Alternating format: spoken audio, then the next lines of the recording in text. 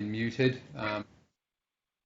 We did have some technical issues yesterday with attendees not muting, and consequently it was quite noisy. There was quite a lot of background noise. So what we're doing today is I've managed to work out how I can moderate that while we go through the presentation, and when we get to doing questions, obviously I'll remove that function, and you'll be able to speak at that point in time. First of all, I'd like to just start by with the Tweed Shire Council wishing to recognise the generations of the local Aboriginal people of the Bundjalung Nation who have lived in and derived their physical and spiritual needs from the forests, rivers and lakes and streams of this beautiful valley over many thousands of years, as the traditional owners and custodians.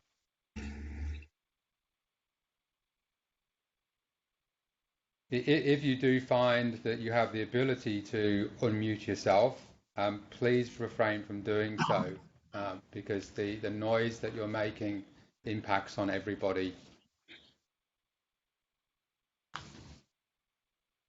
I'm the Project Director with Tweed Shire Council for the Northern Rivers Rail Trail, and with me today is Alex Manning, who is the Project Manager, who works with us on the project. Alex is a state government representative. He works for Public Works Advisory New South Wales. Yep. Morning, everyone. And I believe that Greg Lolbach is on the line as well, and Greg's one of our environmental scientists who's been heavily involved in the rail trail in terms of doing the environmental assessments, and also doing a lot of the monitoring, the environmental monitoring in and around the tunnel, where we have a bat colony and a glowworm colony. So the format of today is relatively straightforward. We're going to provide a bit of an overview of the project by way of a presentation, so you've got some visibility over what we're saying. And then we may get to one or two junctions along the way where we might open up to some questions. I think you may have the functionality to raise your hand on this system. I don't have visibility on that with the app that I'm using. If you do, you can raise your hand, but I encourage you to do so only if it's paramount. Otherwise, I'd ask you to wait until we've finished with the presentation, and then we'll come to questions. So I'd just like to begin also. I know our Mayor, Chris Cherry, Councillor Cherry, was with us yesterday. She's not physically in the room with us today, but she may be online.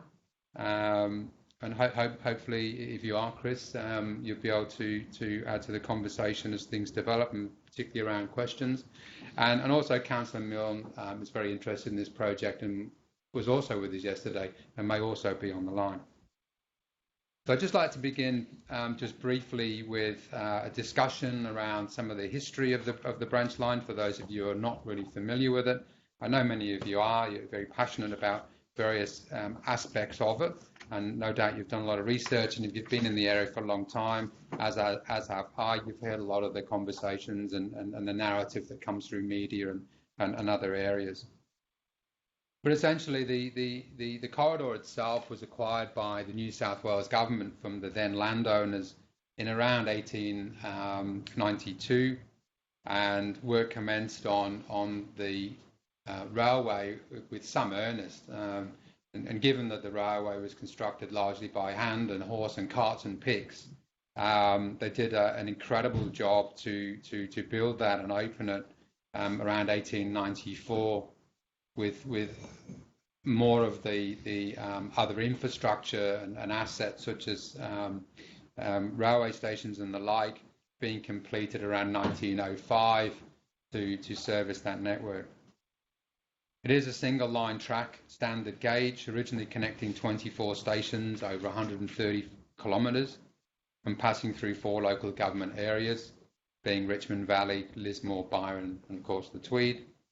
And it's characterised by some very difficult topography, significant grades and some tight radial curves.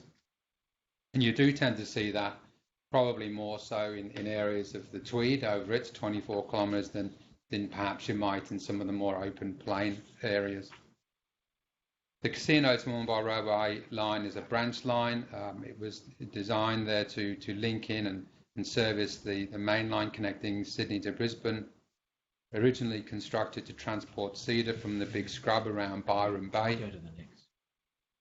It later became integral to the growth of the pastoral industries in the Northern Rivers region. And as the economy changed and freight demand declined, it gave way to passenger transport, many of which some of you will be familiar with. Initially, the overnight Coast Mail train, and then later in the 1970s, there were two new services, the Gold Coast Motor Rail, which I know that many people in the Tweed region that have been here for a long time do somewhat romanticise about their experiences that they had either with their children or with their parents travelling on that, and similarly with the Pacific Coast Overnight Express. I'm more familiar with what happened later on in around the 1990s with the Interregional Country-Linked XBT, which was the last train service that was running there prior to its cessation on the 16th of April 2004. I've read various reports, no doubt some of you have as well, that the state government has prepared over a long period of time. There were certainly inquiries leading up to the closure of the railway, inquiries that were held after the closure, and then various studies in the sort of 2012, 2013 period, looking at whether or not that was justified and what the demand for services were. And also there were studies undertaken by New South Wales government around the feasibility of a rail trail over the 130 kilometres from Murwillumbah to Casino. I took away from that some key messages that they had in their documentation. The transport demand was seasonal, with relatively little use for commuting within the region. It supported little of the freight demand across New South Wales, and it was not expected to experience significant growth compared to the investment that had gone into the Pacific Highway.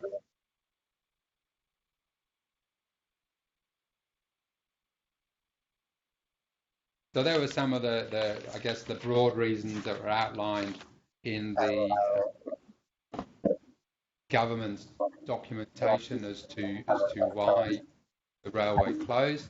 And as you know, they then transferred that service into a bus service. That have occurred are probably quite noteworthy.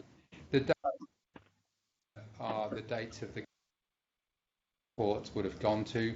I've just captured the essence of some components of those reports and those decisions.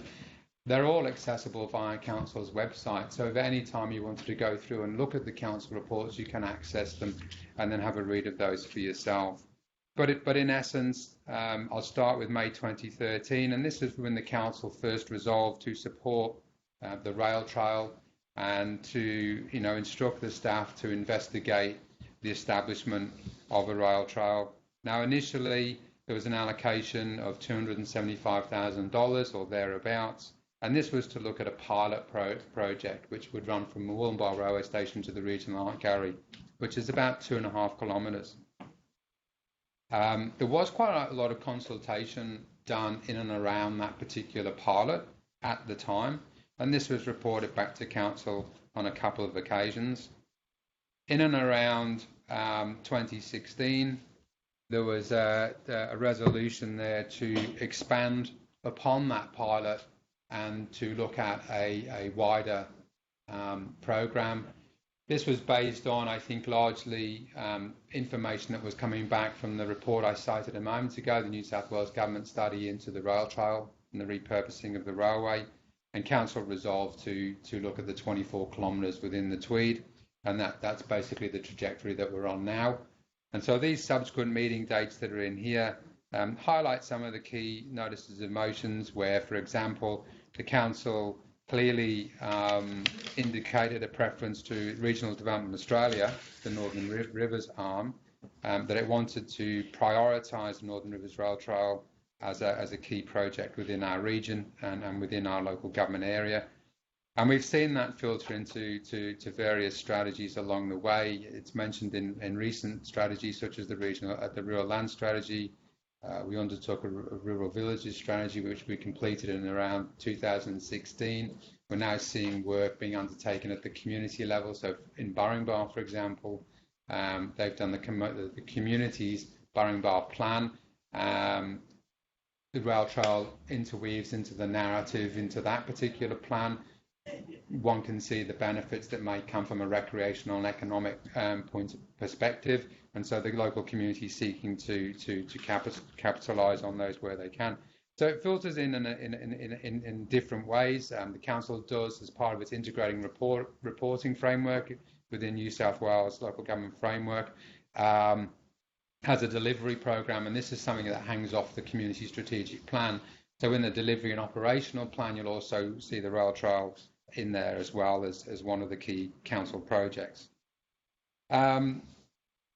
So what we will do with the PowerPoint presentation is we'll make this available in coming days on the website, and you'll be able to scan through this yourself and, as I say, go through those reports as needed to identify those that are important to you or to get further information, and on which we're happy to take questions at a later stage. In essence, what it shows is that the council was basically, from 2013, progressing towards a rail trail over the 24 kilometres.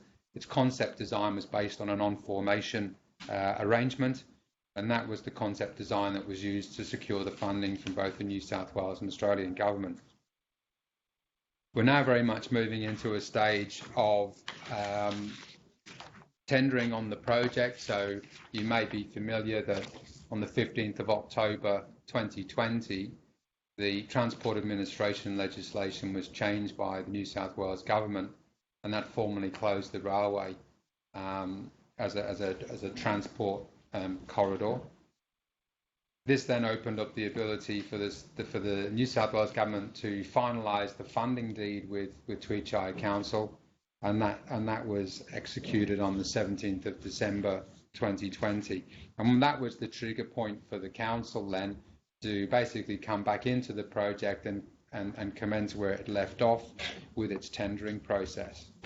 So an important resolution that I wanted to pull out and specifically flag, because this is something that we're taking into the tendering exercise and something that we need our shortlisted companies to be very aware of, is that on the 15th of February 2018, there was a resolution that says, and it's on the screen, in the tender process for this project, the specification is for an on-formation construction. This is what I spoke about a moment ago. The council's concept design, its original design on which the funding was premised, is an on-formation concept. This is just merely respecting that. And that the council will allow for alternatives to be submitted based on the trail being constructed primarily in the off-track formation and to retain the tracks in situ. So essentially, there's quite a lot of scope in the design phase. It doesn't necessarily have to be fully on formation. It doesn't necessarily have to be fully off formation. You know, there's a lot of grey in between. And the key triggers for that, as we'll see as we go through, and Alex, when I hand over to Alex, talks about some of the constraints and some of the issues. What the ultimate design looks like will be guided by a number of variables. Budget is obviously an overriding variable. The environment is another one of those variables, which will dictate how the design looks when it comes back through the tendering exercise. So what is a rail trail, you might ask? I've taken a source from Rail Trails Australia. I thought it was quite instructive. Rail trails are shared user paths, recycled, or I prefer the term repurposed, from an abandoned railway corridor, usually managed by local councils for the enjoyment of the general public. Rail trails can be used for a range of purposes, including walking, cycling, horse riding, and the like. So where we're going with our rail trail, we're still very much in that design phase. There have been no ironclad commitments about what it will look like and what it will ultimately service. So in terms of horse riding, that's an issue that we need to look at very carefully. Even with dogs, we haven't yet made a decision on that. It may be the case that it's dogs on leash. It may be the case that there's horse riding on a bridle path rather than on the trail surface itself in key locations where that can safely be surfaced. But I think the overarching policy for us here in terms of how we want the design to work is premised on the council's consideration of access and inclusion. And this is paramount for us as an organisation at a policy level, ensuring that we design to accommodate as many people, as many users as possible. So we're talking about, in that sphere, people with disabilities, and ensuring that the grades and the accessibility to the trail are suitable for everybody, where that can be achieved. So the Tweed's rail trail proposal is very much a collaboration between the three tiers of government. The Australian and New South Wales government are essentially our funding partners. In terms of the final design, in terms of construction, they don't have a very big role to play. In terms of governance going forward, that's a matter that we still haven't settled on. There's different models of governance that are around. There's many examples of rail trails, both domestically and internationally. And we've looked at those, and we've looked at our legislation, and we're still negotiating with the New South Wales government as to what that may look like. I'd certainly hope from our perspective to have the governance model agreed on within the next 6 months. So our rail trail is 24 kilometres from Murwillumbah to Crabs Creek, effectively going to terminate somewhere around the intersection with Wuyong Road, if you're familiar with that section there. And so we will be looking very closely at our opportunities within the design phase as to how we can access the trail at that end, and what signage will need to be used throughout the corridor to make sure there's on and off ramps that are suitable for everybody.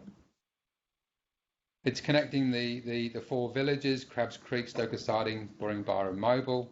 It incorporates the two tunnels, one of which is about 40 metres, the other one's about 520. You may be familiar with it.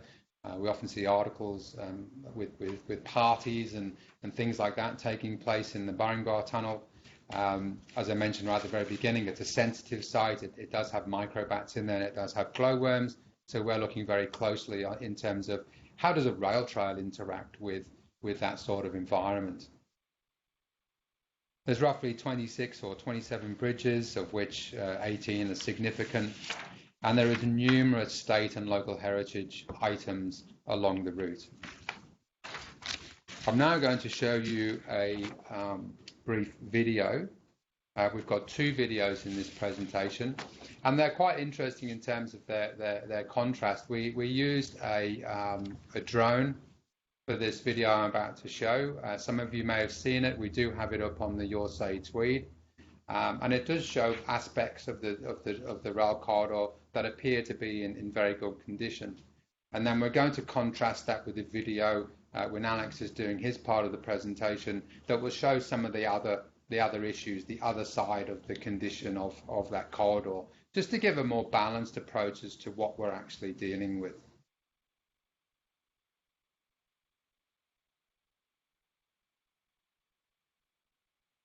The button now. Sorry, just bear with me a tick. More technical issues. There we go.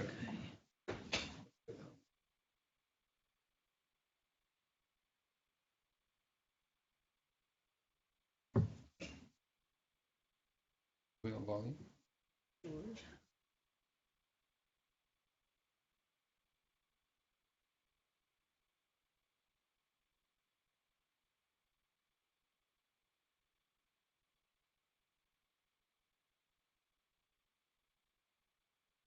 Can I get a thumbs up from someone if you've got volume? No volume? No volume. Okay, let's pause that then. Nice to have the volume.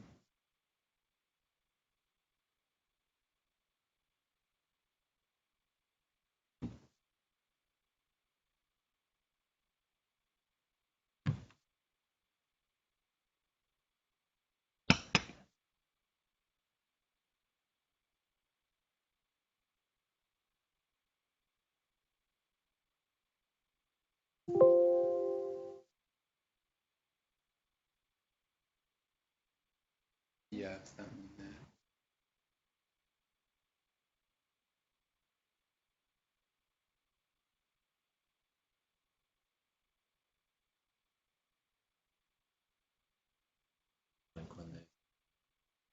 See the Number blank 6. one? Yeah, that's the one.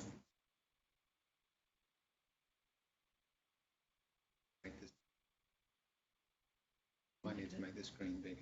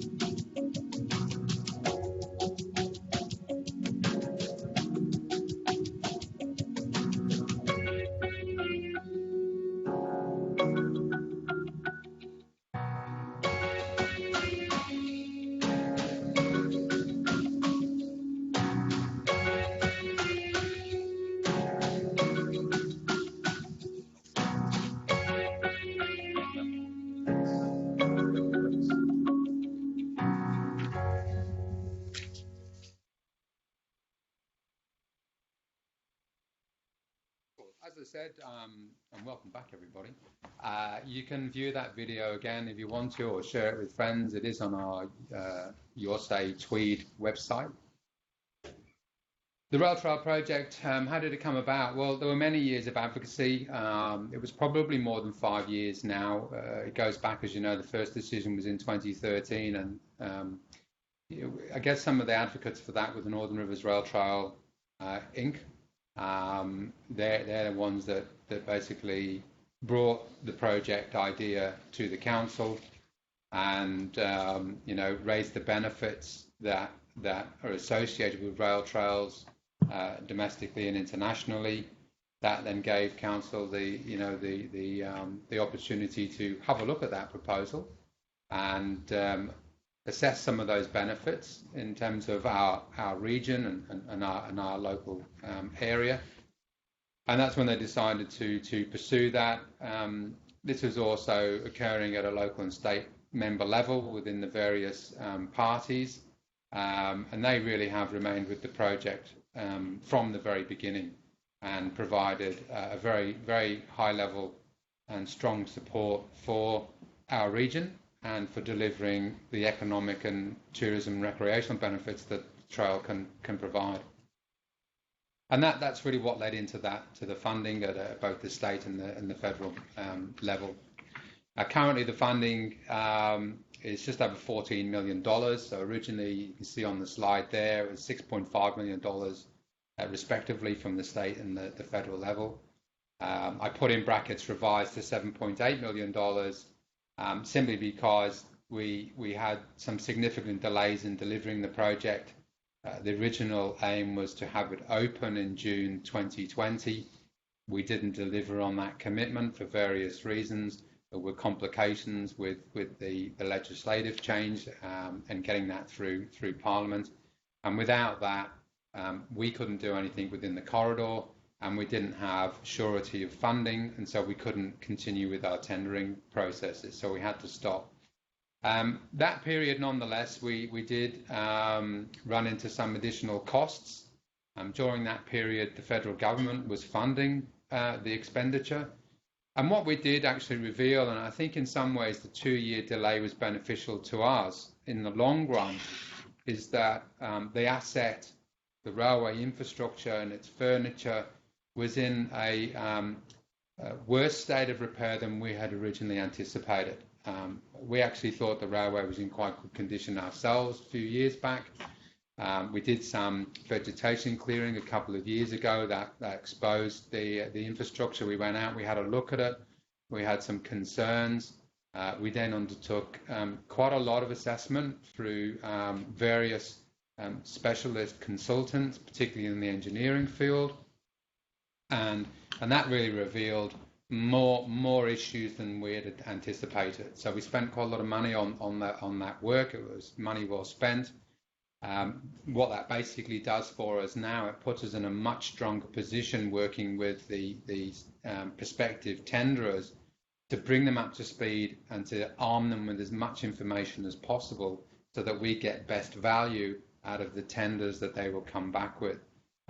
If you're not familiar with tendering type exercises, basically the way that it will work is the greater the risk, the greater the cost that you will factor into your tender to offset that potential risk. It's the unknown. If you don't know, you're going to factor in a greater cost.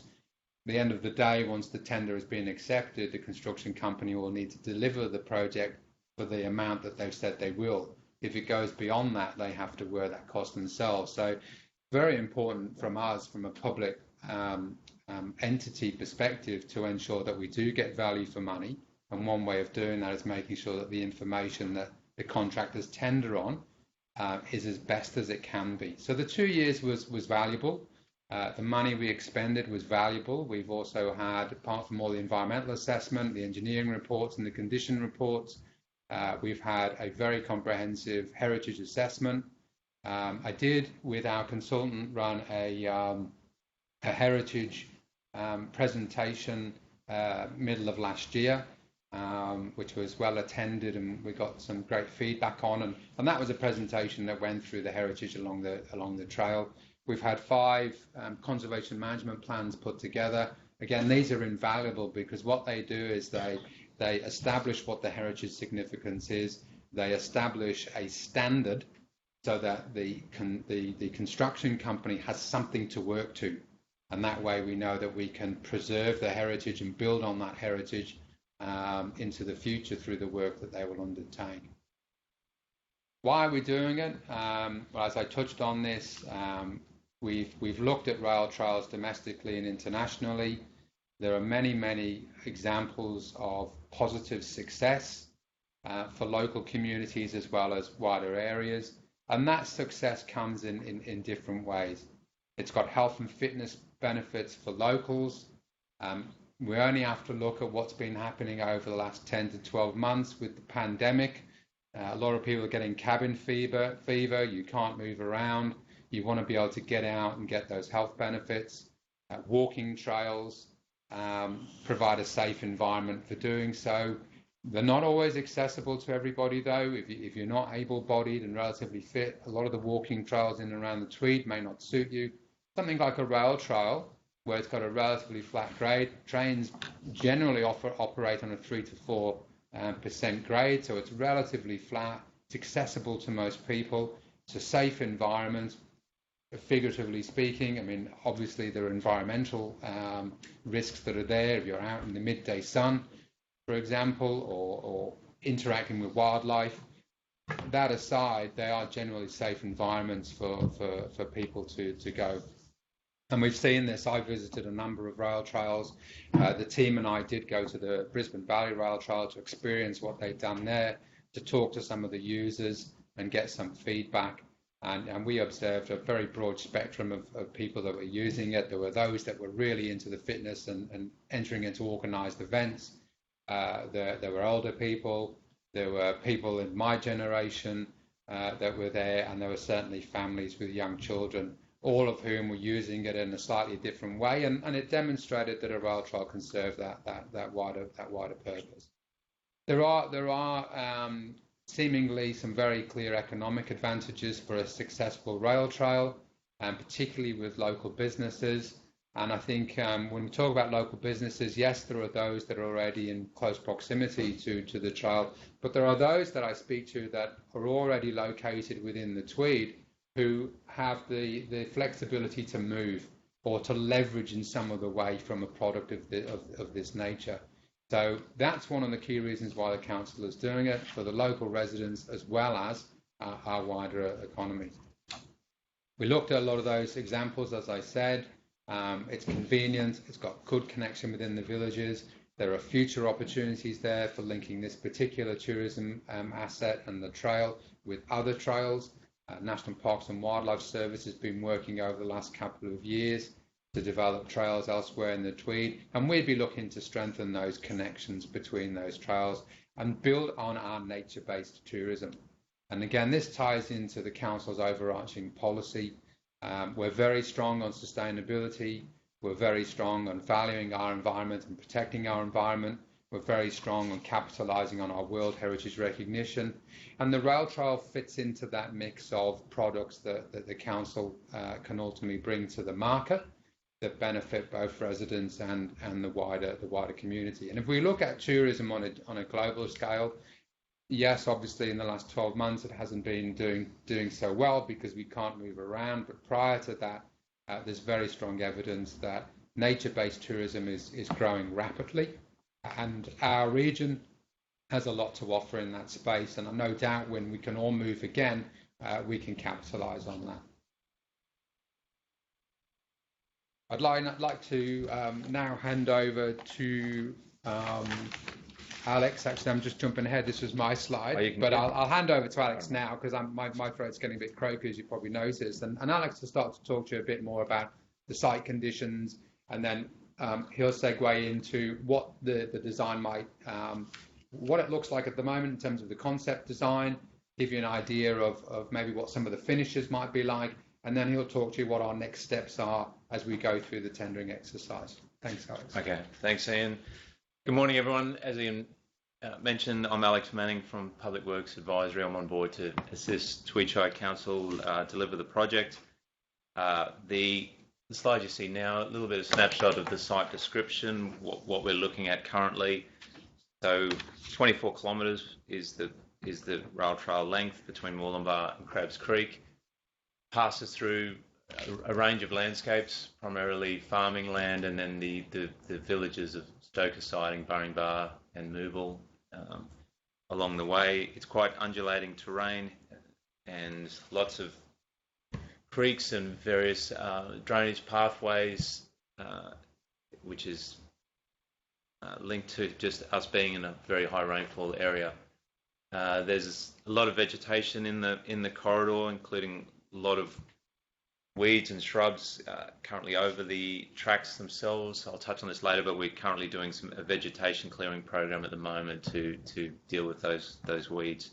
We've got two tunnels, as Ian mentioned, one quite long, 520 metres, the Burringbar Range tunnel, and a smaller one, the Hulls Road tunnel, only about 40 metres.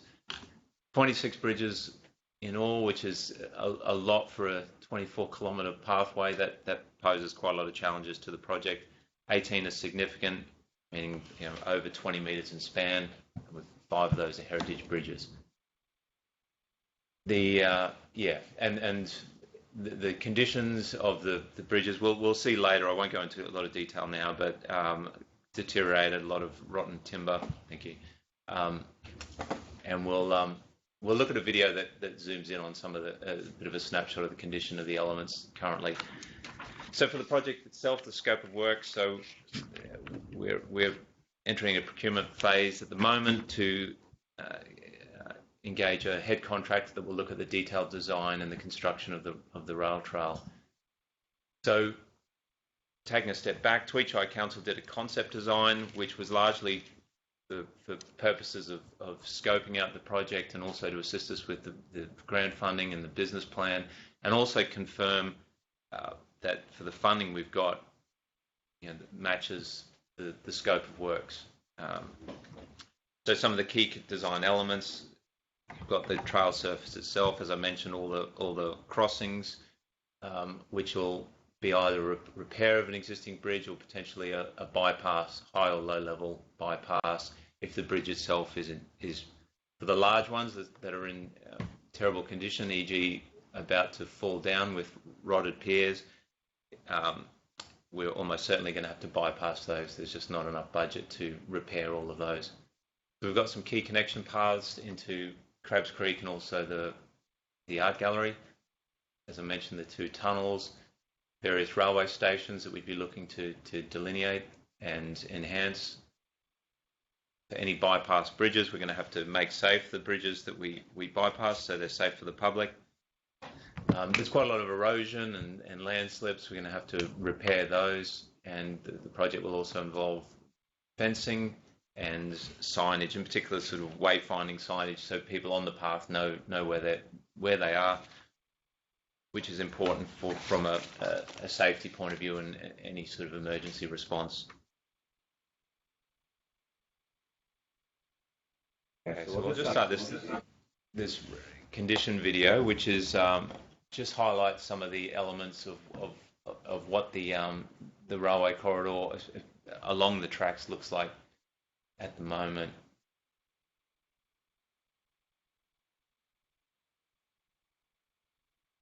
There's no sound to this if you're wondering.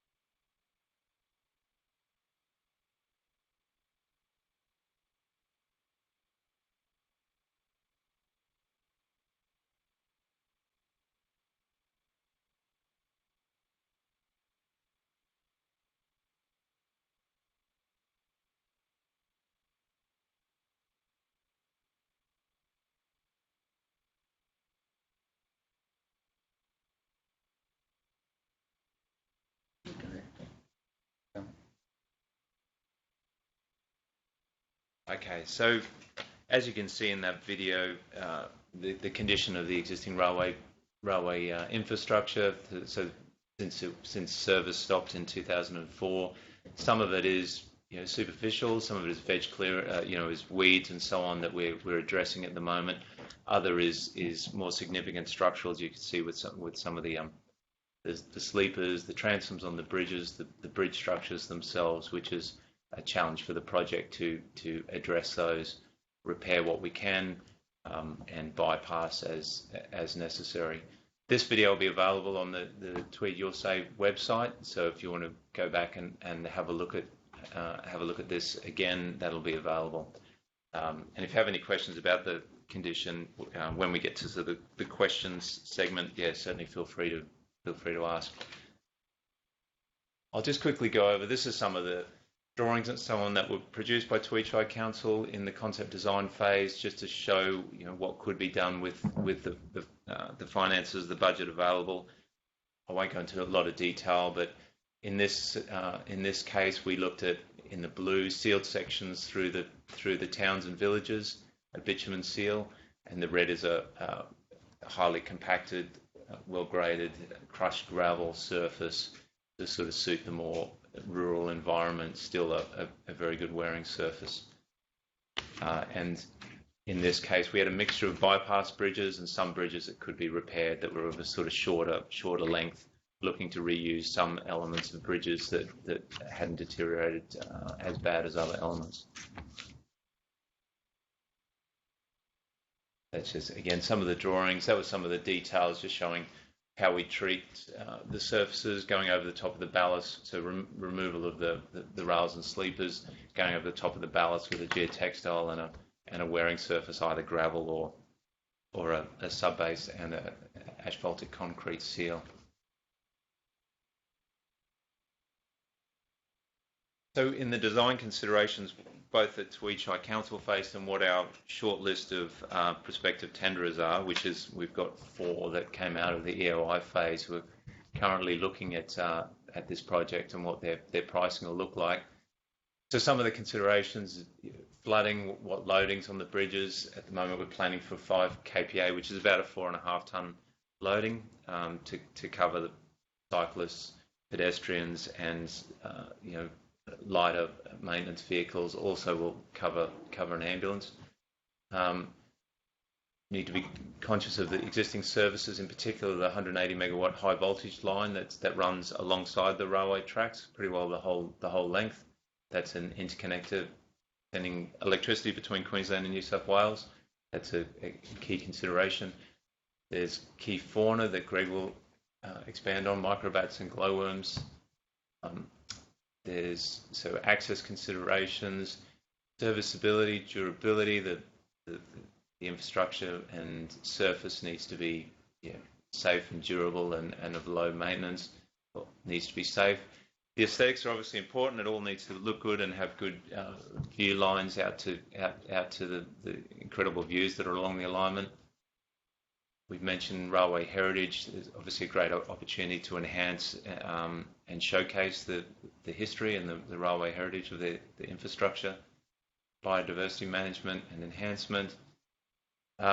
User experience is paramount to a successful tourism product, and user comfort. So making sure there's access to the important amenities and facilities.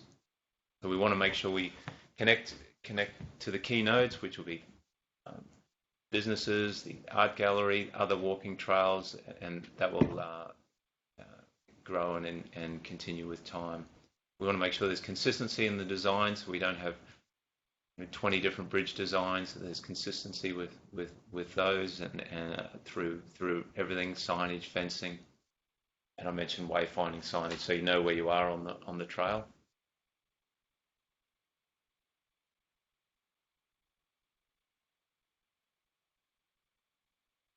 So the program, where have we been? Where are we now? Where are we going? So as I mentioned, we've come through an expression of interest phase. That's all completed. That gave us our 4 shortlisted prospective tenderers who we're working with at the moment. There's two in reserve.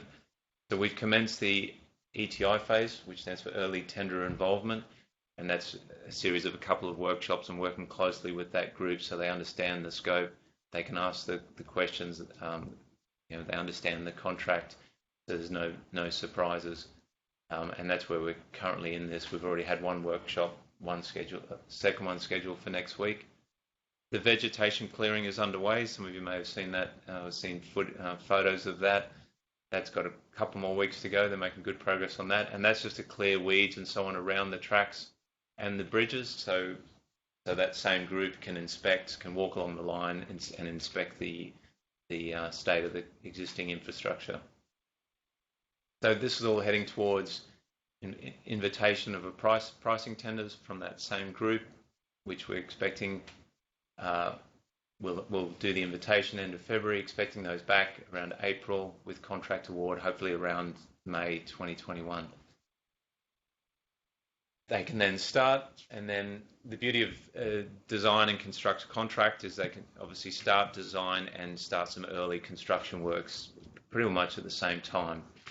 So while that detailed design is being reviewed and approved, they can start some early works, in June 2021. With hopefully all things being equal and weather being favourable, with a construction completion around the end of 2022. Okay, I'm just going to stop at that junction now. If I can just grab that mouse, please, Alex. And if we can unmute, please, Linda.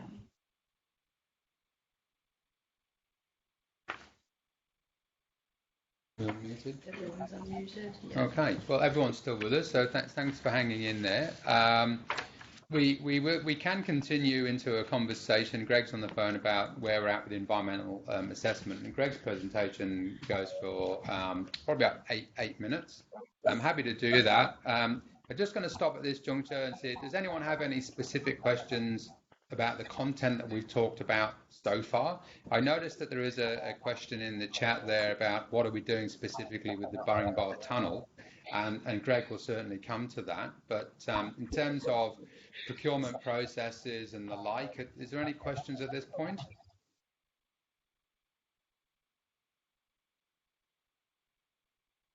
Happy for me to continue? Great. We'll just mute everyone again, please, Linda. And thank you. And we'll hand Greg. Oh, I have to unmute him. So sorry, Greg. Can you hear me? Yes, thanks, mate. What we've had to do is unmute everybody. So if you're able just to mute yourself manually, that would be greatly appreciated. Thanks, Greg.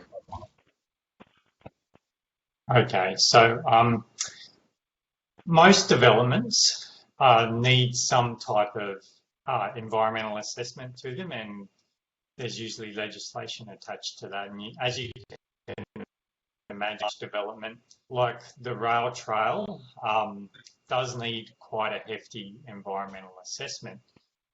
This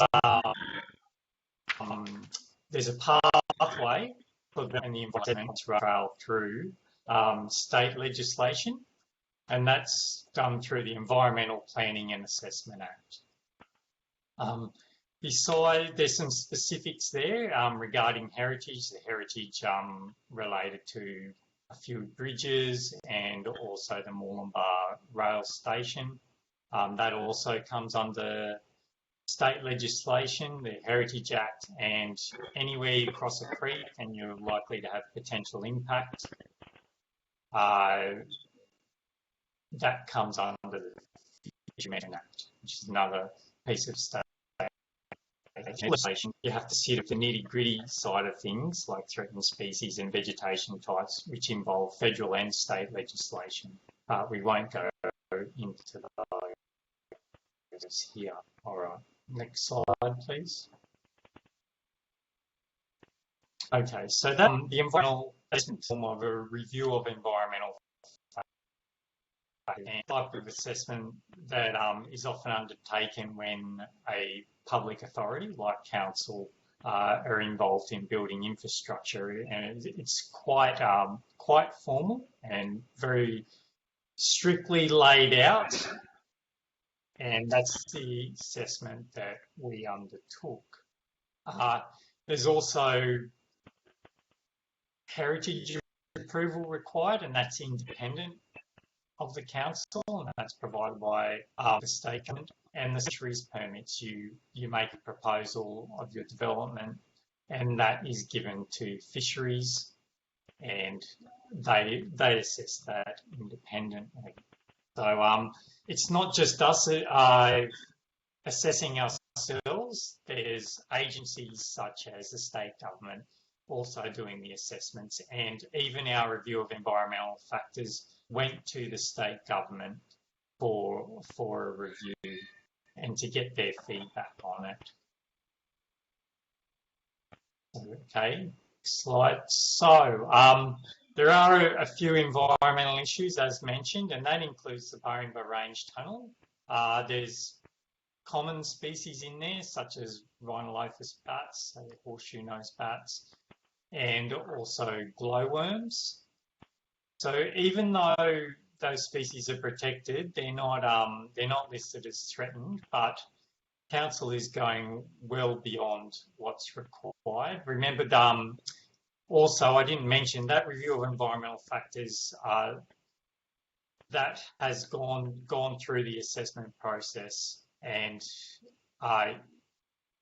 it is okay for us to go ahead with the development. So that's already gone through, but council is going well beyond that with their environmental works and assessment. So we're still monitoring bats. We're trialling out some bat refuges, so when people come through, the bats have somewhere to go.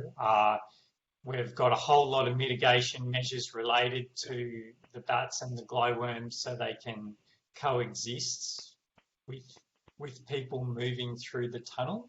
Nothing's been totally decided yet because this also goes out to a contractor and they make some decisions as well.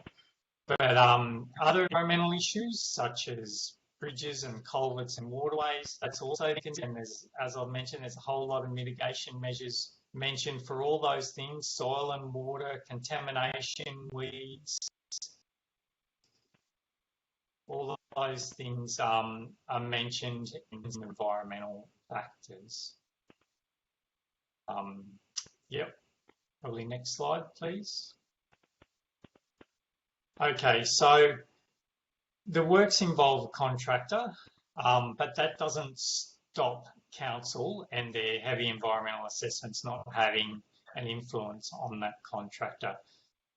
Even though council have made a preliminary fauna and flora mitigation measures kind of assessment, and we have a document on that. So the contractor has to make a construction environmental management plan which considers all of their environmental interaction with the development, and they can draw on our review of environmental factors and also our other documents that we've written, mitigation measures, management plans, into their design. And their construction environmental management plan, which brings all those things into one, is likely going to be assessed by the council again and by the environmental scientists. And this is probably a good thing because we've been involved in this project for a long time. I've walked the whole track several times, and so have the other environmental scientists involved. We've been living in the Shire for a while. We've got a good handle on the environmental issues, and we're probably best to assess the construction environmental management plan that's put forward by the successful contractor. So yeah, that's about it, I think, for the environmental side. That's great, Greg. Thank you for that. And everyone's unmuted now. So we've got a few minutes left in this time slot. Does anyone have any questions that they'd like to ask of any of us?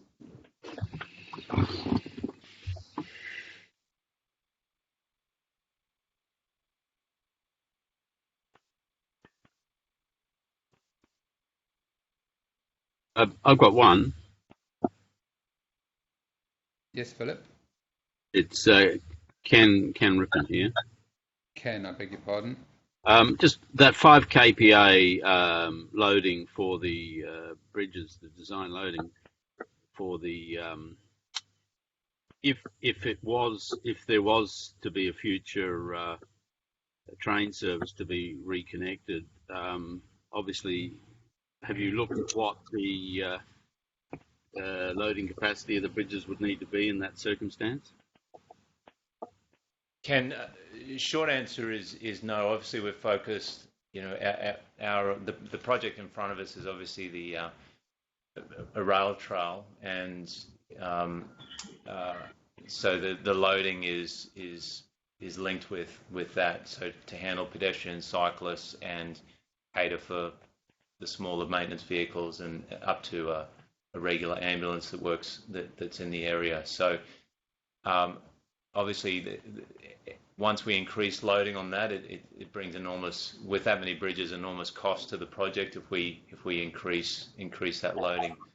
To be honest, it would be probably convenient to have a higher loading on all of it to add more flexibility in terms of larger trucks and even during the construction phase. But the budget currently limits to focus on the absolute link it to the loading that's needed for this project. Yep. Okay. No, that's understood. Okay. Thanks. Yeah. Thanks, Ken. There is a comment there in the chat list from Neil. Neil, would you like to speak to your comment?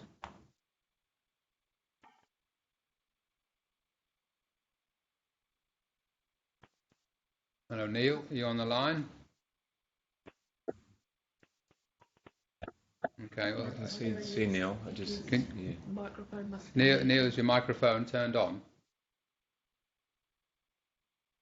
I don't know if we trying to read his comment. Well, it's quite extensive. Oh, okay. Yeah. I think if anyone. Yeah. You have me now? Yes, have you got me? Yes, we can hear you, Neil. I'd like $1 for every time someone has said over the last 12 months, you're muted. Okay, so as I said, and you couldn't hear me before when you gave an opportunity for questions, and that's why I typed it out in the chat room. So technically I'm a resident of Cabarita, but more importantly, I'm a recreation and open space planner. I'm currently working with local government in Hobart. And my background is I was the lead Queensland Government planner on the BVRT, the Brisbane Valley Rail Trail, also the Ipswich to Boonah Rail Trail, and I've done user analysis for Rail Trails Australia on the Goulburn Valley High Country, East Gippsland Rail Trail, etc. So I've got a bit of experience in rail trails. The point I made in my notes was that you started talking about on formation and off formation construction. And I noted that you went up and looked at the BVRT, and what we did with the BVRT was we made a decision pretty early on in the piece to essentially go off formation pretty much all the time. And that gives you two things. A lot of people, the vast majority of people that do rail trails as users, whether it be riding, running, walking, whatever, do so because it is a rail trail. They're going to look at the rail furniture. And classic examples are the massive big wooden trellis bridges down on the East Gippsland Rail Trail. They've been protected and the trails go beside there. Examples of where it's been done incredibly poorly is Lilyvale Rail Trail in North Melbourne, where they basically went through and just stripped the whole corridor, and all you've got is a couple of pads for old stations. So a lot of users want to see the furniture. And so going off formation, we found with the BVRT was the best option, that you just build a 3 metre, 3,000 millimetre trail alongside, and then people can ride, walk, run or whatever, and they're still enjoying the furniture as they go. So that was, and also on BVRT, we had a $10 million budget, and that was for 148 kilometres. And so you guys have got a bit of cash per kilometre.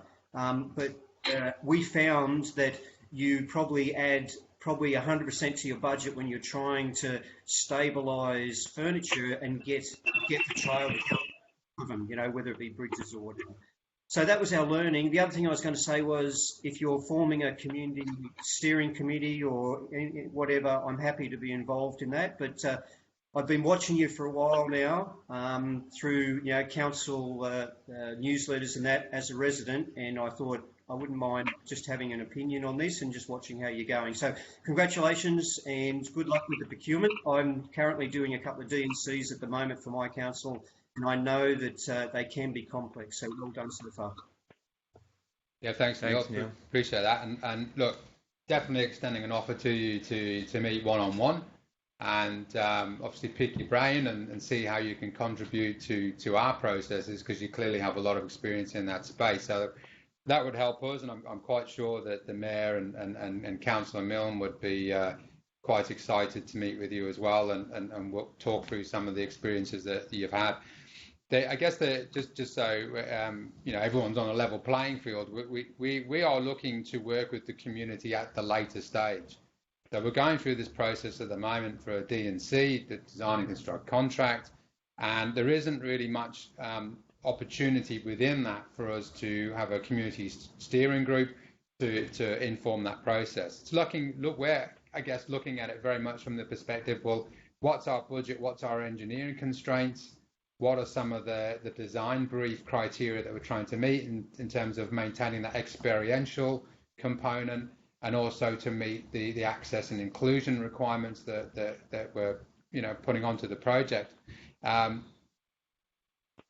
Someone like yourself who's got that hands-on experience can add value up front. So you would be doing the community a great service if you were to come and talk to us about where we're at and what we're doing. And so we can, I guess, pick your brains a little bit further. My experience as an example on the Brisbane Valley Rail Trail was very mixed.